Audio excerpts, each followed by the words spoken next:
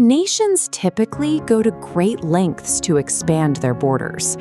Governments have spent centuries and vast resources fighting over tiny islands, frozen rocks, and remote strips of sand just to secure more territory. But in the Nubian Desert between Egypt and Sudan, there is an 800-square-mile trapezoid of land called Bir Tawil, and both neighboring nations actively reject it. It is a rare example of Terra Nullius, a Latin term for nobody's land.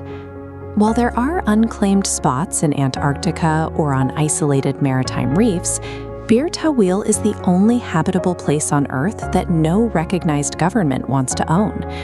In a global system defined by the pursuit of territory, a city-sized region that two countries refuse to claim contradicts the standard logic of geopolitics. Because no government exercises control here, Bir Tawil has become a magnet for tourists and internet adventurers looking to fill the power vacuum. Several people have traveled to the desert to plant flags and declare their own private kingdoms.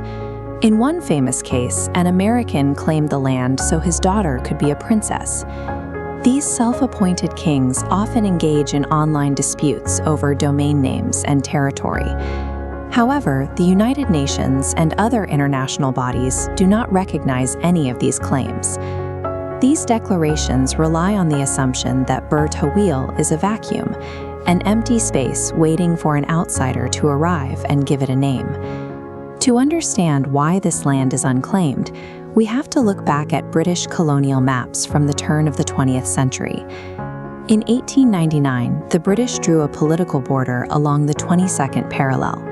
On this map, everything north of the straight line belonged to Egypt, and everything south belonged to Sudan. But a straight line on a map didn't account for the people moving through the desert. Local nomadic tribes frequently crossed the 22nd parallel to reach traditional grazing lands and water sources. In 1902, the British drew a second, irregular boundary to better reflect these tribal lands. This new line placed Bir Tawil under Egyptian administration and gave a different region, the Halaib Triangle, to Sudan.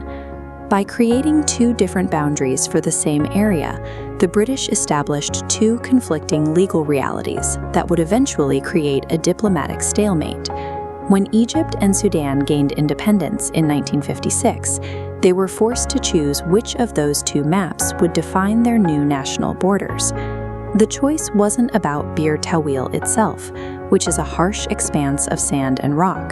The real prize was the Halaib Triangle, a coastal region with Red Sea access, gold mines, and potential oil reserves. Egypt wants the valuable coastline, so they insist the original 1899 border is the only legal one. But if the 1899 border is correct, then Bir Tawil officially belongs to Sudan. Sudan also claims the coast, which means they must rely on the 1902 map. However, if that map is the official border, then Bir Tawil officially belongs to Egypt. Neither country will claim Bir Tawil, because doing so would legally invalidate their claim to the much more valuable territory on the Red Sea. While diplomats and internet kings focus on maps, the actual ground tells a different story. The Ababda people have lived in this region for generations. They are nomadic herders who have mastered survival in the desert's extreme heat, moving between the underground wells that gave Bir Tawil its name. In recent years, thousands of gold miners have also moved into the area, building informal camps and digging deep shafts into the rocky soil. This is not an empty desert. It is an active, unregulated industrial zone.